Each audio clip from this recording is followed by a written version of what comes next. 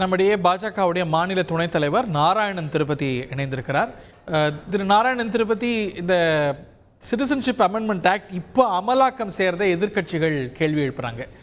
வை now? 5 வருஷம் கழித்து எலெக்ஷனுக்கு நெருக்கத்தில் செய்கிறீங்க அப்படின்னா ஒரு தியரி நீங்கள் டைவர்ட் பண்ணுற செய்கிறீங்க.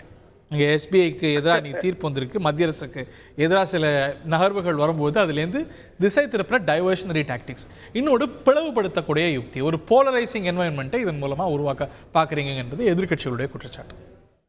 2 விஷயங்க. பிளவுபடுத்தின யாரை பிளவுபடுத்துவதற்கு புரியல. ஏன்னா இந்த குடியுரிமை சட்டம் என்பது இந்தியர்கள் ஏற்கனவே இந்தியர்களாக இருப்பவர்களுக்கு யாருக்குமே பொருந்தாதுன்னு பல முறை, பல ஆயிரம் முறை, பல லட்சம் முறை, பல கோடி முறை சொல்லியாகிவிட்டது. ஆனா அதையெல்லாம் காதில் போட்டுக் கொள்ளாமல் இந்தியாவை பிளப்பதற்காக இஸ்லாமியர்களிடையே வேண்டுமென்றே பாஜக குறித்த ஒரு தவறான எண்ணத்தை, கருத்தை உருவாக்குவதற்காக எதிர்க்கட்சிகள் தொடர்ந்து செய்து கொண்டிருந்த பொய் பிரச்சாரம் இன்று இறுதியாக முறியடிக்கப்பட்டிருக்கிறது அப்படின்னு தான் நான் பார்க்கிறேன். ஏனென்றால் இது இங்கே இருக்கக்கூடிய யாருக்குமே பொருந்தாது அப்படின்ற பொழுது இதை ஏன் எதிர்க்க வேண்டும் என்பதுதான் புரியாத ஒரு கேள்வியாகவே இருக்கிறது. ஒரு சில மதங்களை தவிர்ப்பதும் ஒரு சில மதங்களை சேர்க்கிறதும் அது ஒரு பிளவுபடுத்தக்கூடிய யுக்தி, மக்களிடையே ஒரு கிளேசத்தை கொண்டு வரும். இல்லைங்க, ஒரு சில மதங்களை தவிர்ப்பதெல்லாம் இல்ல. பாகிஸ்தான், பங்களாதேஷ், ஆப்கானிஸ்தான், இந்தியாவிலிருந்து, அதாவது சுதந்திரம் அடைவதற்கு முன்பு அந்தந்த நாட்டிலே இருந்த இந்தியாவை சேர்ந்த சிறுபான்மை மக்கள் அப்படின்னா அதுல இஸ்லாமியர்கள் வரமாட்டாங்களே. முஸ்லிம் கண்ட்ரிஸ் தானே, அதுல இஸ்லாமியர்கள் வரமாட்டாங்களே. இது ஒரு சின்ன குழந்தை கூட தெரியும். ஹரி, எத்தனை முறை நம்ம இதை சொல்றோம், உங்களுக்கே தெரியும். ஆனாலும் மக்களுக்கு தெரியறதுக்காக என்ன கேள்வி கேட்கறீங்க, நான் சொல்றேன். அதனால இதுல மதம்ன்றது எங்க வருதுன்னு சொன்னா அந்தந்த நாடுகள் இஸ்லாமிய நாடுகள், அங்க சிறுபான்மையினர் துன்புறுத்தப்பட்டிருக்கிறார்கள், அங்கிருந்து அதனால வந்தவங்களுக்கான குடியுரிமை.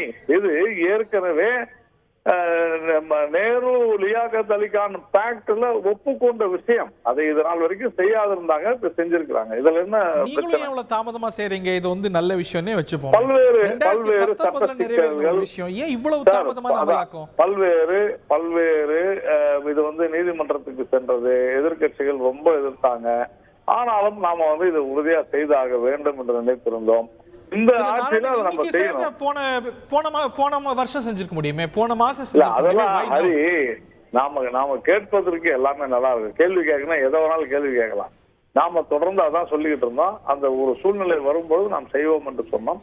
இப்போது ஒரு நல்ல சூழ்நிலை நிலவுகிறது. கொடுத்த வாக்குறுதியை காப்பாற்ற வேண்டும். சட்டத்தை இயற்றியாகிவிட்டது, அதை அமல்படுத்த வேண்டியது ஒரு அரசாங்கத்தினுடைய கடமை. நம்ம அமல்படுத்தி இருக்கிறோம், அவ்வளவுதான். நன்றி திரு நாராயணன் திருப்பதி. நேர்களுக்கு விளக்கி சொல்லணும் அப்படின்னா, சிட்டிசன்ஷிப் ஆக்ட் இந்தியாவில் 1955 வந்தது. அதில் மாற்றம் செய்யப்பட்டிருக்கிறது.